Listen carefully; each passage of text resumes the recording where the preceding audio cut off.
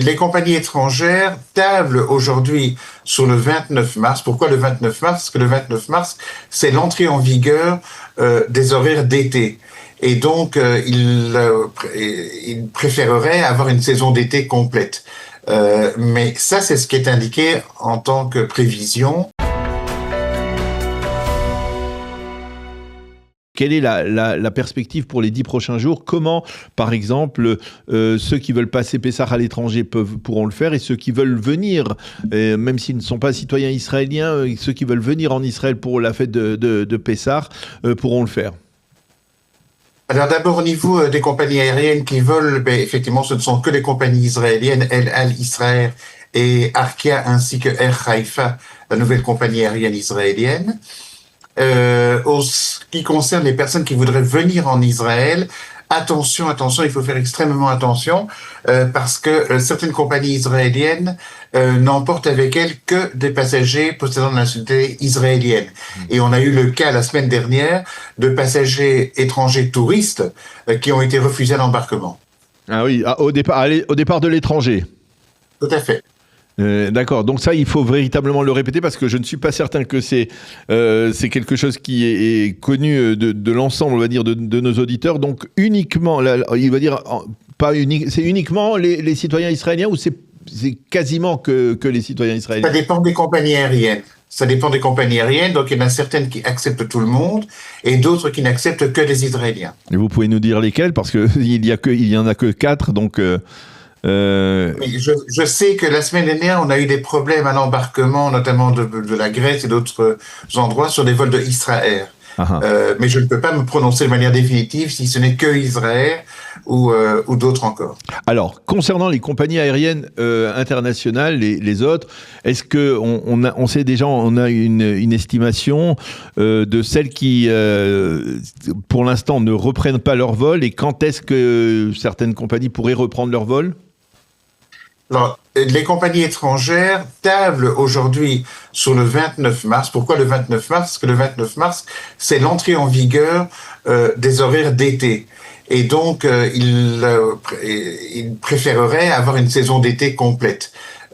Mais ça, c'est ce qui est indiqué en tant que prévision, et on n'est pas encore tout à fait sûr que ça sera définitivement le cas. Mais pour l'instant, il n'y a pas de compagnie aérienne étrangère qui a annoncé le retour de ses vols et l'ouverture de vols en direction d'Israël pour l'instant. Non, les compagnies l'ont annoncé, mais pourraient encore le repousser. Ah, ils l'ont annoncé pour le 29 mars. Tout à fait. C'est-à-dire, sur le principe, il doit y avoir des billets d'avion qui sont disponibles dans certaines compagnies pour le 29 mars. Pour ceux qui voudraient arriver avant Pessah, c'est très juste, mais il pourrait y avoir des vols. Tout à fait. Bon. Alors maintenant, pour les dédommagements, est-ce qu'on est revenu au niveau des compagnies aériennes israéliennes dans un système relativement normal pour les citoyens israéliens? C'est-à-dire ces fameux vols de sauvetage, ça existe toujours, ou on est rentré dans une situation quasi normale, on va dire? Non, les vols de sauvetage existent encore. D'ailleurs, moi-même, jeudi, j'ai volé entre Paris et Tel Aviv sur, entre guillemets, un vol de sauvetage. Alors, redites-nous la définition d'un vol de sauvetage, à part ce qui apparemment est le cas, c'est dire le prix exorbitant d'un billet? Mais oui, non, pourquoi le prix exorbitant? Parce que dans la plupart des cas, ou dans de nombreux cas, ces vols partent à vide de certains endroits pour reprendre des passagers. Par exemple, des vols même El Al qui partent vers un point, par exemple, je suis parti dimanche dernier vers Barcelone, et il n'y avait pas de vol retour de Barcelone à Tel Aviv. L'avion qui était à Barcelone a été ailleurs en Europe pour rechercher les Israéliens pour les ramener en Israël. Donc, malheureusement, lorsqu'un avion vole à vide, ça coûte énormément d'argent, et de là, effectivement, les prix des billets d'avion qui sont plus élevés. Et pourquoi El Al agit de la sorte?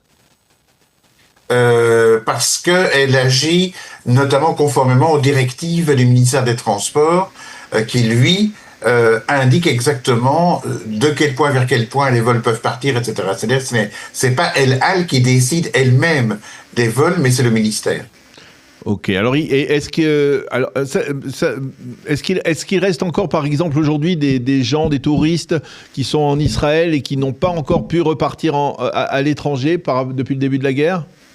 Oui, il en existe, parce que ces touristes ou ces familles même nous téléphonent à mon cabinet et essayent qu'on les aide, par exemple.